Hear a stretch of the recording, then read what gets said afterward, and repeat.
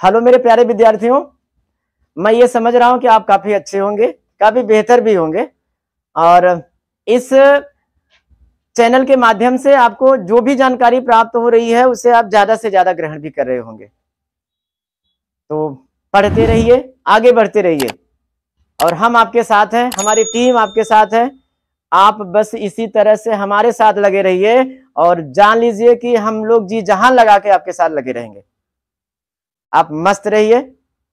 और जो बच्चे क्लास 10th वाले हैं उनसे बस मैं इतना कहना चाहूंगा, बेटा खुद ही को कर बुलंद इतना अगर कुछ मर्तबा चाहो, खुद ही को कर बुलंद इतना अगर कुछ मर्तबा चाहो कि दाना खाक में मिलकर गुले गुलजार होता है, गुले गुलजार होता है। तो बेटा ये छोटा सा एक शेर था, लेकिन इस शेर में बेटा अगर आप देखेंगे ना तो बहुत बड़ी बात छिपी हुई है कि अगर आप अपने लाइफ को बनाना चाह रहे हैं तो अपने आप को भूल जाओ कि आप क्या हैं। अगर आपके अंदर ये अहंकार रह गया कि मैं हूं, मेरे अंदर ये चीज है, तो फिर आप जीवन में आगे नहीं बढ़ पाएंगे।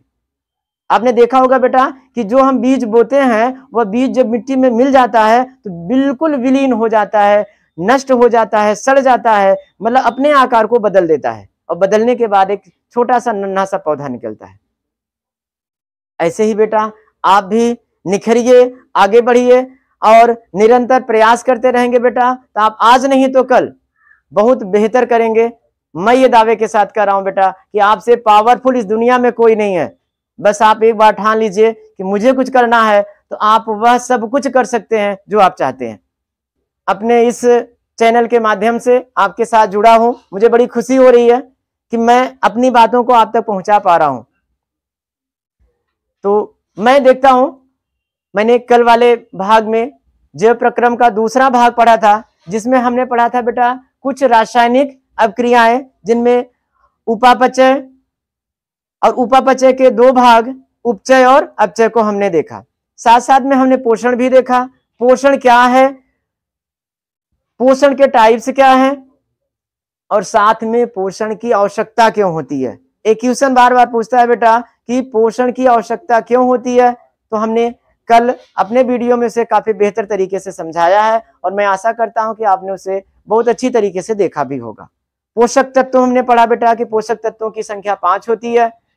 अब हमें पढ़ना क्या है बेटा, हमें पढ़ना है पोषण कितने प्रकार का होता है। आप यहाँ इस व्हाइट बोर्ड पर देख रहे हैं कि पोषण कितने प्रकार का है बेटा, तो पोषण 2 प्रकार के होते हैं। यह भी हमने कल वाले वीडियो में देख लिया था, उसके हमने भागों को भी देख लिया था। आइए हम अब इस कार्यक्रम को आगे बढ़ाते हैं। तो देखते हैं पोषण कितने प्रकार का होता है बेटा। तो पोषण के टाइप्स कितने हैं? 2। पहला है स्वपोषण या इसी को बोला जाता है बेटा स्वपोषी पोषण। दूसरा क्या है बेटा? विषम पोषण या परपोषण भी इसे कहते हैं। परपोषण देखा जाए तो इसके हमने यहाँ निम्नलिखित भाग बताए हैं, जिसमें से पहला क्या है बेटा? शाकाहारी। दूसरा हमारा भाग है बेटा मांसाहारी और तीसरा भाग देखा जाए तो इसमें 2 नाम लिखे गए हैं और ये कभी कभी फंसाने के लिए आ जाता है। पहला है अपमार्जक और दूसरा है मृतोपजीवी। और नंबर 4 पे अगर हम देखें बेटा तो यहाँ पे आपको क्या लिखा हुआ मिल रहा है? परजीवी। तो आइए हम एक एक का डिफिनेशन बताते हुए इसे समझाने का प्रयास करता हूं, लेकिन एक बार आप लोग यहाँ थोड़ा सा देख लीजिए। अब थोड़ा सा आप देखिए, सबसे पहले हमें क्या देखना है? स्वपोषी पोषण। अब स्वपोषी पोषण का मतलब क्या है बेटा? कि ऐसे जीव जो अपना पोषण, अपना भोजन स्वयं बना लेते हैं, स्वपोषी पोषण कहलाते हैं। ऐसे जीवों को स्वपोषी जीव कहते हैं। स्वपोषण मतलब अपने आप भोजन का निर्माण करना। और ऐसे जीवों की अगर मैं चर्चा करूं बेटा तो मुख्यतः ऐसे जीव कौन होते हैं? तो ऐसे जीवों की अगर मैं चर्चा करूं बेटा तो आप बड़े ही अच्छे तरीके से ये जान रहे हैं। ऐसे जीवों को हम हरे पौधे कहते हैं। क्या कहते हैं बेटा? हरे पौधे। ऐसे जीव कौन से हैं? हरे पौधे होते हैं। और ये हमारे जो हरे पौधे हैं ये काम क्या करते हैं बेटा? स्वपोषण का। किसका काम करते हैं? अब होता क्या है, इसमें एक रिएक्शन होता है बेटा, एक क्रिया होती है। ये क्रिया भी हम आपको जस्ट लिखाएंगे और उस क्रिया का नाम है बेटा प्रकाश संश्लेषण। किस क्रिया के द्वारा बेटा ये भोजन का निर्माण करते हैं? तो वह क्रिया क्या है बेटा? प्रकाश संश्लेषण। कौन सी क्रिया है? प्रकाश संश्लेषण, और इसी क्रिया के द्वारा पौधे अपना भोजन स्वयं बना लेते हैं। पौधे अपना भोजन किसके द्वारा बनाते हैं, कौन सी क्रिया के द्वारा बनाते हैं, तो उस क्रिया का नाम है बेटा प्रकाश संश्लेषण। चलिए अब इसमें ये करते क्या है बेटा, नॉर्मली अगर आप देखेंगे तो इनकी जो क्रिया होती है, प्रकाश संश्लेषण की जो क्रिया होती है बेटा, ये पहला काम क्या करते हैं, वायुमंडल से बेटा एक गैस लेते हैं जिसका नाम है कार्बन डाइऑक्साइड। दूसरा बेटा, इस हरे पौधों की जो पत्तियां होती हैं, इसी हरे रंग में एक पदार्थ पाया जाता है जिसका नाम है बेटा क्लोरोफिल, पर्णहरित। क्या नाम है बेटा, पर्णहरित। और इसकी सहायता से ये क्या करता है बेटा, यह सूर्य के प्रकाश को अपनी ओर अवशोषित करता है। सूर्य के प्रकाश को क्या करता है, अपनी ओर अवशोषित करता है। और जड़ों की सहायता से यह पृथ्वी के अंदर से जल ग्रहण करता है बच्चों। तो इसके पास आप देखेंगे तो 4 सामग्रियां आपको मिलेंगी बेटा। तो प्रकाश संश्लेषण की क्रिया के लिए कितने घटक की आवश्यकता होती है, कितने कच्चे पदार्थ की आवश्यकता होती है, तो ये कच्चे पदार्थ कितने हैं, 4। पहला क्या है बेटा, कार्बन डाइऑक्साइड। दूसरा क्या है, जल। तीसरा सूर्य का प्रकाश। और नंबर 4 जो हरे पौधों में पाया जाता है, और वह क्या है बच्चों, पर्णहरित या क्लोरोफिल। दूसरा हमारा क्या है बेटा, विषम पोषण। विषम पोषण किसे कहते हैं, अगर मैं इसकी चर्चा करूं बच्चों, तो ऐसा जीव जो अपना भोजन पेड़ पौधों से प्राप्त करता है, अपना भोजन पेड़ पौधों से प्राप्त करता है, उन्हें विषम पोषी या विषम पोषण कहते हैं। अब इनके टाइप्स अगर हम देखें तो इनके टाइप्स क्या क्या हैं बेटा, आप ध्यान से देखना। पहला है शाकाहारी। अब शाकाहारी से ही समझ में आता है कि ऐसे जीव जो किसको खाते हैं बेटा, पेड़ पौधे या उनसे जुड़ी हुई पत्तियों को ग्रहण करते हैं, साग सब्जियों को खाते हैं, उन्हें हम क्या कहते हैं, शाकाहारी जीव कहते हैं। दूसरा क्या है बेटा, मांसाहारी। जो केवल क्या खाते हैं बेटा, मांस खाते हैं, उन्हें हम मांसाहारी कहते हैं। इसी में बेटा एक सर्वाहारी भी आता है, जिसमें हम लोगों का नाम आता है, प्रमुख हम लोग का नाम आता है, जो शाक सब्जी और मांस दोनों खाते हैं। ऐसे जीवों को हम क्या बोलते हैं, सर्वाहारी। सबसे इंपॉर्टेंट बेटा आपका ये भाग है। अगर यहाँ आप देखेंगे बेटा तो अपमार्जक और मृतोपजीवी आएंगे, जिसमें कुछ जीवों का मैं नाम यहाँ लिख दे रहा हूं, बाकी आप अभी जस्ट थियरी में देखेंगे। तो पहले जीव का नाम क्या है बेटा, इष्ट। नाम क्या है, इष्ट, या फिर कुछ आप कवक ले सकते हैं, सूक्ष्म जीव आप कह सकते हैं। कुछ ना याद रहे तो आप बोल सकते हैं सूक्ष्म जीव। तो ऐसे जीव मृतोपजीवी या अपमार्जक किसे कहते हैं बेटा, तो इसकी अगर हम परिभाषा आपको समझाना चाहें, बताना चाहें, तो ऐसे जीव जो सड़े गले पदार्थों से अपना भोजन ग्रहण करते हैं, उन्हें हम मृतोपजीवी या अपमार्जक कहते हैं। अपमार्जक नॉर्मली देखा जाए बच्चों तो ये सफाई का भी कार्य करते हैं। किसका कार्य बेटा, सफाई का भी कार्य करते हैं। जैसे अगर आप लोग ध्यान से देखे होंगे बेटा कि आज भी ऐसा ही हो रहा है कि जब कभी जानवर हमारे घर के गाय भैंस बकरी अगर मर जाती हैं, तो कुछ लोग तो बेटा उसे दफना देते हैं, लेकिन कुछ लोग क्या होते हैं कि किसी दूसरी प्लेस पे ले जाकर एकांत जगह में इसको फेंक देते हैं। आपने देखा होगा कि कुछ दिनों के बाद वहां पर एक भयंकर सी बदबू आती है। अब वो जो बदबू आ रही है बेटा, वो जटिल होते हैं, और ये जो जटिल कार्बनिक पदार्थ हैं, जो हमारा जीव है यानी गाय या फिर मरी हुई भैंस, यहाँ आप देख रहे हैं मृतोपजीवी, मरी हुई चीज, तो जटिल कार्बनिक पदार्थों को यही सूक्ष्म जीव तोड़ते हैं, उन्हें सरल कार्बनिक पदार्थों में बदल देते हैं, और धीरे धीरे बेटा आप देखेंगे तो वह खाद में बदल जाता है। कुछ दिन के बाद वो बदबू धीरे धीरे समाप्त हो जाती है। तो इनका हमारे जीवन में बड़ा योगदान है। फिर आता है बेटा परजीवी। अब परजीवी भी बड़े भयंकर टाइप के हैं बच्चों। अब अगर इनकी मैं चर्चा करूं तो पर का मतलब दूसरा, जीव का मतलब जीव। ऐसे जीव जो दूसरे के शरीर पर रहकर, चाहे बाहर या अंदर रहकर, बिना उन्हें मारे, उन्हें मारते भी नहीं है, बिना उन्हें मारे अपना भोजन ग्रहण करते हैं, उन्हें परजीवी कहते हैं। उन्हें क्या कहते हैं बेटा, परजीवी कहते हैं। तो लगभग इनमें आप नाम अगर देखेंगे तो अमरबेल, नाम अगर आप देखना चाहें तो अमरबेल हो गया बेटा। आपके बॉडी के अंदर अगर आप देखना चाहेंगे तो जू,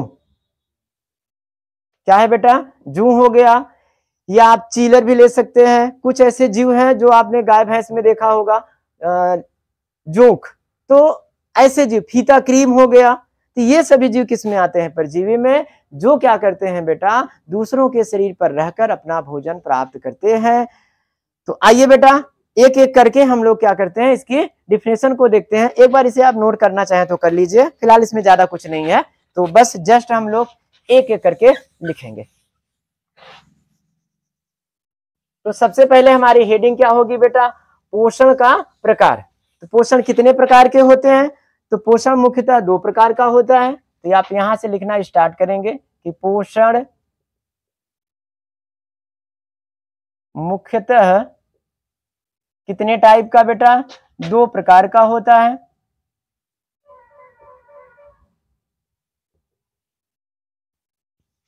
नंबर 1, पहला स्वपोषण। स्वपोषण, अब स्वपोषण कहते किसे हैं? तो जल्दी हम इसकी तुरंत हम पहले क्या करते हैं बेटा, इसकी परिभाषा लिख लेते हैं। तो स्वपोषण किसे कहते हैं? वे जीव जो अपना भोजन, वे जीव जो अपना भोजन स्वयं बनाते हैं, स्वयं बनाते हैं, उन्हें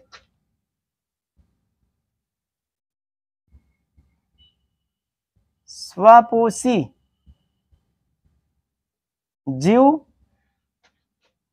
तथा इस क्रिया को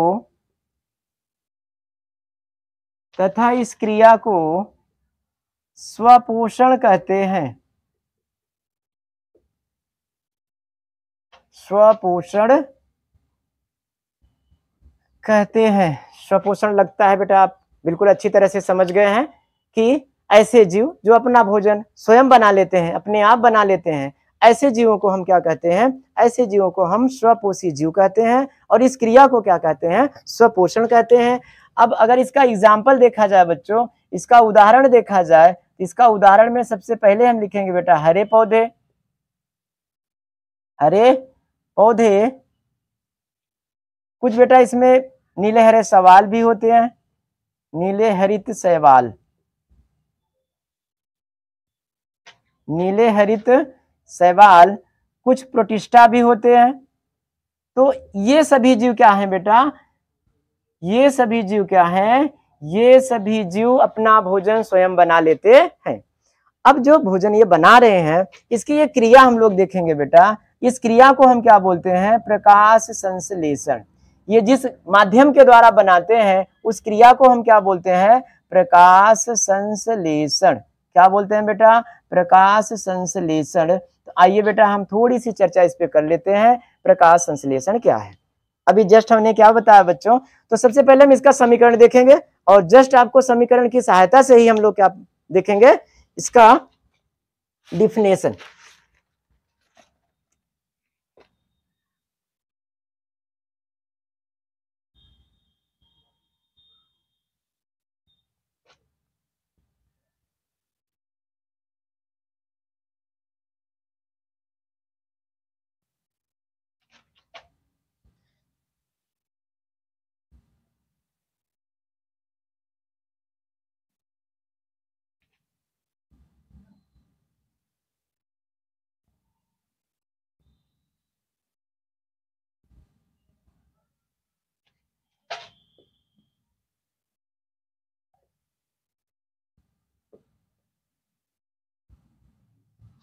चलिए समीकरण के साथ ही हम देखते हैं बेटा इसका डिफिनेशन। चलिए इसका पहले नाम देख लेते हैं। आप CO2 का नाम जानते होंगे, कार्बन डाइऑक्साइड। अब कार्बन डाइऑक्साइड आपको मिलता कहां से है बच्चों? तो भाई यहाँ पे पहले हरे पौधे आपको समझ में आना चाहिए। अब हरे पौधे अगर आपके नॉलेज में है तो आपको इतनी भी जानकारी हो जानी चाहिए कि वायुमंडल से, कहां से बेटा? वायुमंडल से इनको क्या मिलता है? Carbon dioxide. तो कार्बन डाइऑक्साइड ये लेते हैं बेटा। दूसरा पदार्थ कौन सा होता है बेटा? जल। जल ये कहां से ग्रहण करते हैं? तो ये जड़ों से, जड़ों से, मिट्टी के अंदर से। कहां से बेटा? मिट्टी के अंदर से इनको जल मिल जाता है। और अगर इन दोनों को मैं देखूं, ये दोनों कैसे पदार्थ हैं बेटा? अकार्बनिक पदार्थ।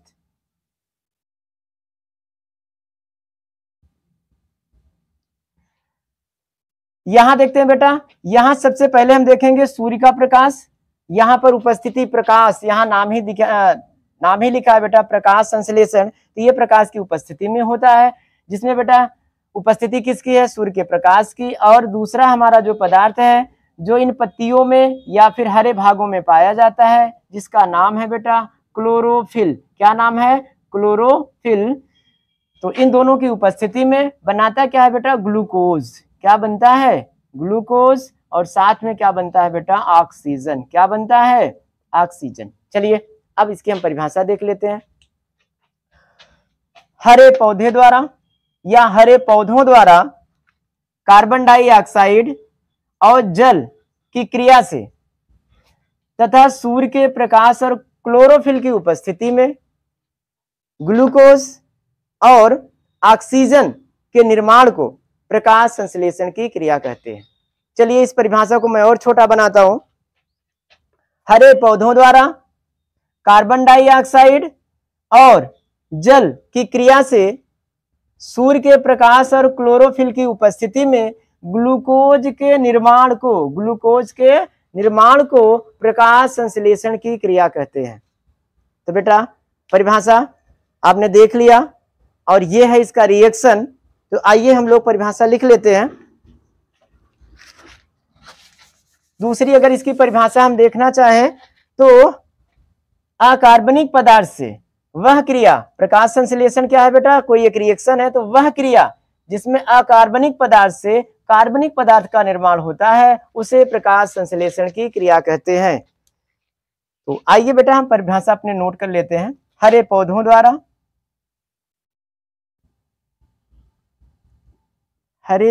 द्वारा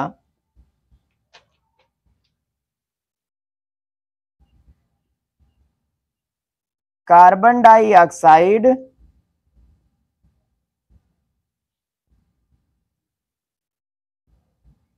एवं जल की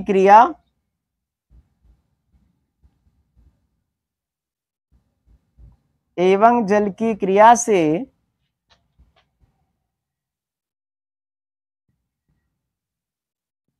सूर्य का प्रकाश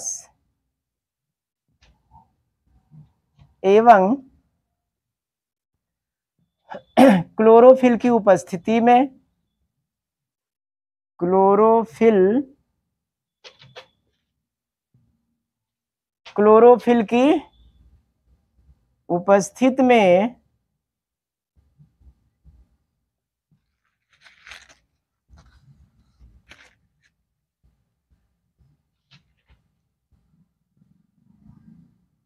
ग्लूकोज के निर्माण को प्रकाश संश्लेषण कहते हैं।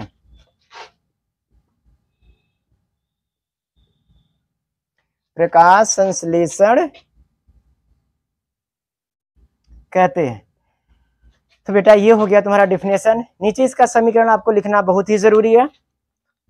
गर्मी बेटा कम नहीं हो रही है, तो इसे आप थोड़ा सा लिखते रहिए।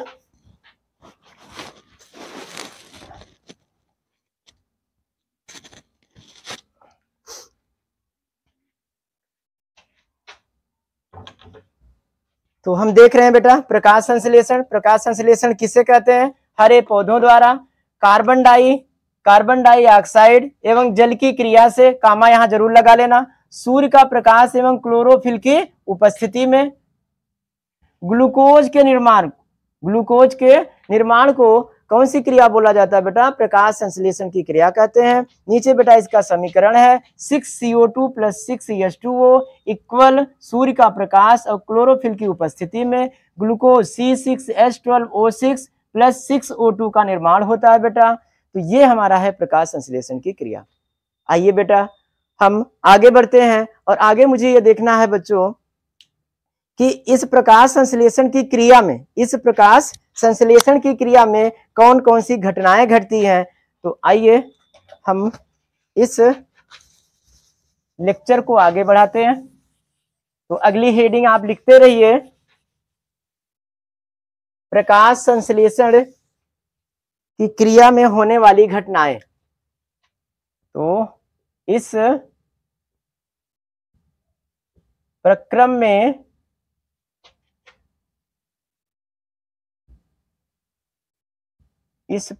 में होने वाली घटनाएं। भाई ये क्या चीज है, घटनाएं क्या हो रही हैं? क्या प्रकाश संश्लेषण की क्रिया में कुछ घटनाएं भी घटित हो रही हैं? हाँ बिल्कुल हो रही है बेटा। तो पहली घटना क्या हो रही है, आप ध्यान से सुनना और समझना। पहली घटना जो हो रही है वह क्या हो रहा है बेटा कि क्लोरोफिल के द्वारा, क्लोरोफिल कहाँ पाया जाता है? तो यह पाया जाता है बच्चों पेड़ पौधों के हरे भागों में। तो क्लोरोफिल के द्वारा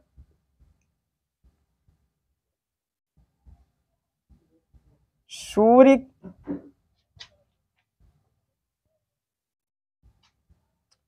प्रकाश ऊर्जा को ग्रहण करना, प्रकाश ऊर्जा को ग्रहण करना। ओके बेटा।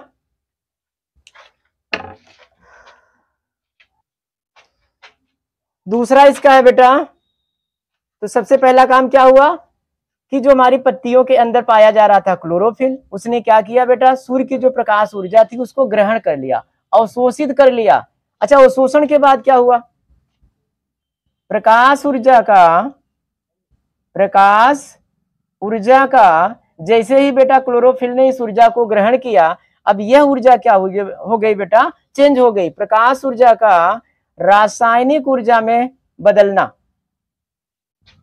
रासायनिक ऊर्जा में परिवर्तन या रूपांतरण होना। प्रकाश ऊर्जा का रासायनिक ऊर्जा में परिवर्तन होना, और जैसे ही बेटा रासायनिक ऊर्जा में परिवर्तित होता है और ये एक क्रिया और रिएक्शन देता है, जल के अणु का हाइड्रोजन एवं ऑक्सीजन में टूटना।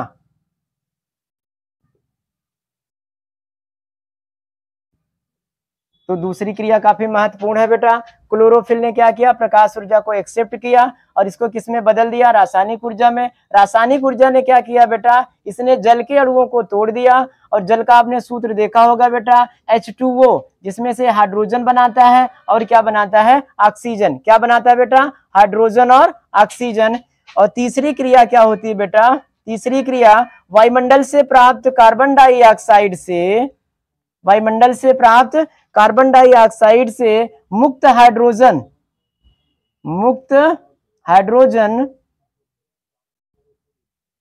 संयुक्त हो जाता है बेटा, जुड़ जाता है, संयुक्त होकर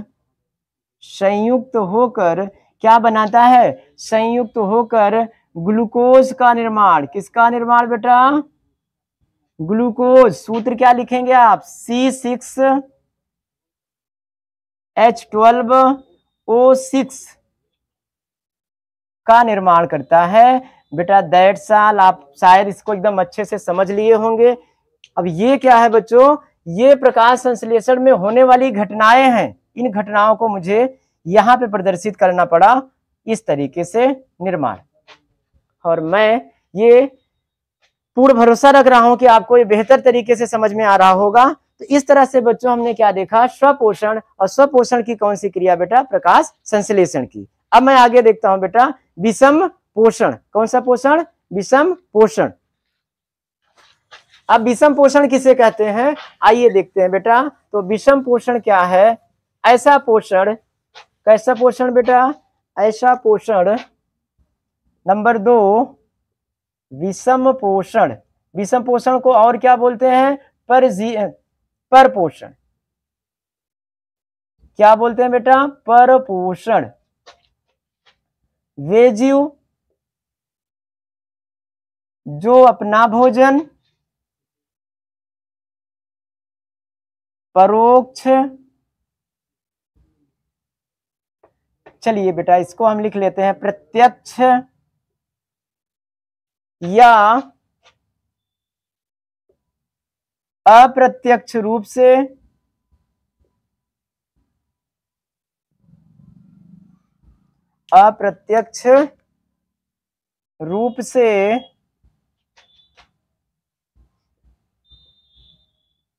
पौधों से प्राप्त करते हैं,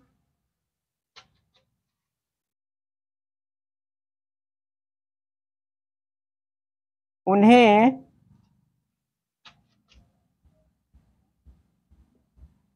परपोषी जीव तथा ऐसी अपक्रियाओं को या ऐसी क्रियाओं को परपोषण या विषम पोषण कहते हैं।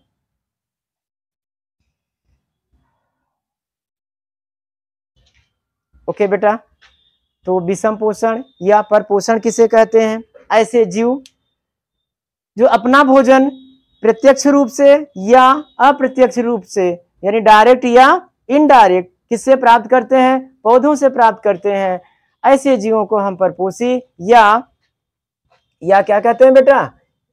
परपोषी जीव कहते हैं। और ऐसी क्रियाओं को हम परपोषण कहते हैं। ऐसे जीवों में कौन आएंगे बेटा? आप एग्जाम्पल इसका लिख लीजिए। जैसे ऐसे जीव कौन से हैं? मानव, पशु, जीवाणु। तो ऐसे ढेर सारे जीव हैं जो अपना भोजन किससे प्राप्त करते हैं? दूसरे वाले पेड़ पौधों से प्राप्त करते हैं। अब बेटा हम पढ़ेंगे इसके टाइप्स, और इसके टाइप्स को बेटा अब सारी परिभाषाएं नहीं लिखाई जा रही हैं आपको, और मैं नॉर्मली आपको एक एक करके ऐसे समझा दे रहा हूं, अगर आपको समझ में आ जा रहा है। अन्यथा बेटा आप कमेंट्स बॉक्स में जरूर लिखना कि सर इसकी परिभाषा को भी आप नोट करा दीजिए। तो अब हम देखेंगे बेटा विषम पोषण के प्रकार। तो आप पीछे चार्ट में देख चुके हैं। पहला क्या है बेटा? शाकाहारी। पहला क्या है? शाकाहारी। अब शाकाहारी किसे कहते हैं? नाम से ही समझ में आ रहा है कि जो पेड़ पौधों या शाक सब्जियों को खाते हैं। ऐसे जीव जो पेड़ पौधों या शाक सब्जियों को, पत्तियों को ग्रहण करते हैं, अपना भोजन के रूप में निर्माण करते हैं, प्रयोग करते हैं, उन्हें हम क्या कहते हैं बच्चों? शाकाहारी जीव कहते हैं। एक लाइन में जो शाक सब्जियों को खाएं उन्हें शाकाहारी कहते हैं। जैसे गाय, भैंस, बकरी आदि आप लिख सकते हैं। ओके बेटा। दूसरा हमने क्या देखा बेटा? मांसाहारी। दूसरा जीव क्या है? मांसाहारी किसे कहते हैं? तो ये तो बिल्कुल आप देखें तो यहीं से आप कैच कर लेंगे। मांसाहारी, मांस को ग्रहण करने वाले ऐसे जीव जो मांस को खाते हैं उन्हें मांसाहारी जीव कहते हैं। उन्हें क्या कहते हैं बेटा? मांसाहारी जीव कहते हैं। जैसे शेर, चीता, आप शेर भी डाल सकते हैं। तो ऐसे कुछ जीव हैं बेटा जो क्या करते हैं? केवल मांस को खाते हैं। कुछ सर्वाहारी भी हैं जो शाक सब्जियां और मांस दोनों ही खाते हैं, जिनमें बेटा मनुष्य का नाम सर्वोपरि है। मानव हो गया, कुत्ता हो गया, या फिर बिल्ली। आगे हम देखते हैं बेटा नंबर 3, अपमार्जक। अपमार्जक ये काफी इंपॉर्टेंट रहेगा, इसे आप ध्यान से देखना। अपमार्जक या मृतोपजीवी। मृतोपजीवी किसे कहते हैं? अपमार्जक। एक क्वेश्चन आता है बेटा कि सफाई कर्मी क्या है? तो अपमार्जक आप लिख सकते हैं कि अपमार्जक को हम क्या कहते हैं बेटा? सफाई कर्मी भी कह सकते हैं। क्या कह सकते हैं? सफाई कर्मी या वातावरण को शुद्ध करने वाला। क्या कह सकते हैं? वातावरण को शुद्ध करने वाला। क्वेश्चन कभी बन सकता है कि ऐसे जीव का नाम बताइए जिससे वातावरण को क्या होता है बेटा? मतलब वातावरण को स्वच्छ किया जा सकता है, वातावरण को शुद्ध किया जा सकता है। ऐसे जीव का नाम, ऐसे जीव का नाम क्या लिखेंगे? अपमार्जक। मृतोपजीवी क्या है बेटा? मरे हुए जीवों को खाने वाले। तो अब अगर मैं इसकी परिभाषा आपको बताऊं, दोनों मिक्स करके बताऊं बेटा, तो ऐसे जीव जो अपना भोजन सड़े गले और मरे हुए जीवों से प्राप्त करते हैं उन्हें अपमार्जक या मृतोपजीवी जीव कहते हैं। अब इनका नाम अगर मुझे लिखना हो बेटा, तो इनका नाम आप क्या लिखेंगे? आप नॉर्मली नाम लिख सकते हैं सूक्ष्म जीव, जिसमें जीवाणु